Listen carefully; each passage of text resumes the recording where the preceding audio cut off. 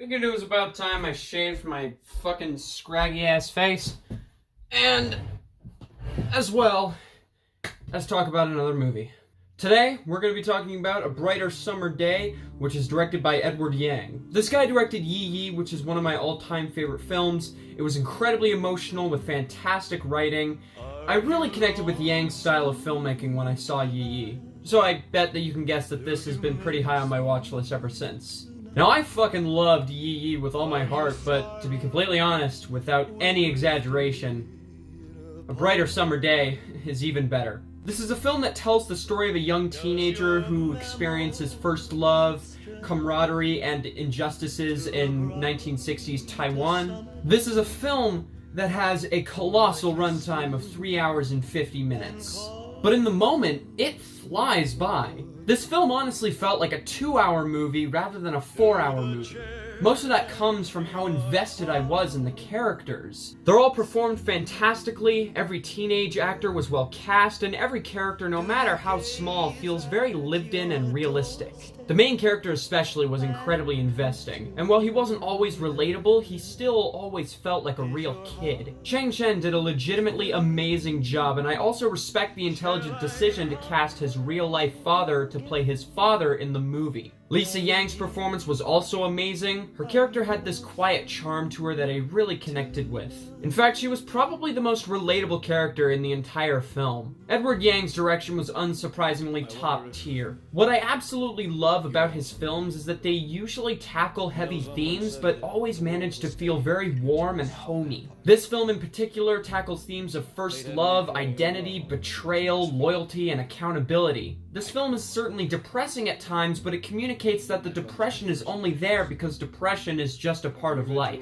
There's also some fantastic reincorporation throughout the film. The cinematography is amazing. The framing of each shot is absolutely beautiful. One thing I noticed about this film camera-wise is how it differed from the camera work in Yi Yi. In Yi Yi, almost every shot in the film is a still shot that, only moves if it's panning, not actually moving. That's not a complaint at all, but what I noticed is that in A Bright Summer Day, the camera moves a lot more. There are some phenomenal tracking shots that pleasantly caught me off guard. There are also a ton of long takes in this film, some of which last entire minutes. Honestly, what surprised me the most about this film was how brutal it was. There's quite a few violent moments and people die, which is kind of the last thing I expected out of an Edward Yang film, but the actual setting does make the violence feel in place and not just there for shock value. The hits feel believable and don't feel completely artificial and fake. There's a soundtrack present in this film that really adds to the endearing feel of this movie. As someone who listens to a lot of the music present in this film, it certainly helped me connect more to the world. This is a film that truly feels alive.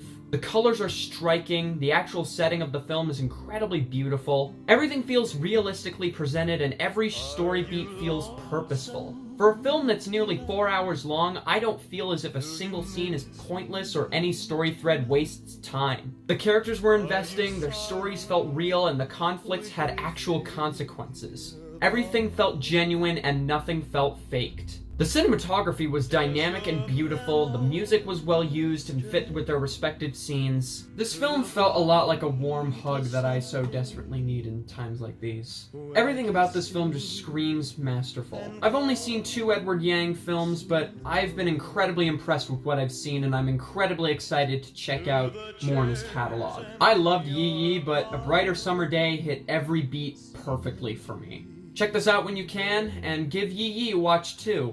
I'm very happy to say that I'll be giving A Brighter Summer Day a 10 out of 10. Man, it's been a while since I've said that. That's gonna do it for now.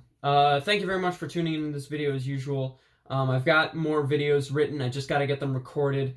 Again, I don't have any big announcements right now. That'll be towards the end of November. I'll start talking about the stuff that I'll be doing for the rest of the year, because the next project I have planned is gonna be a big thing. I just need time to finish this stuff and the festival reviews, and then we'll get to all that. So thank you very much for watching. I hope you tune in next time when we talk about even more movies. I appreciate your viewership.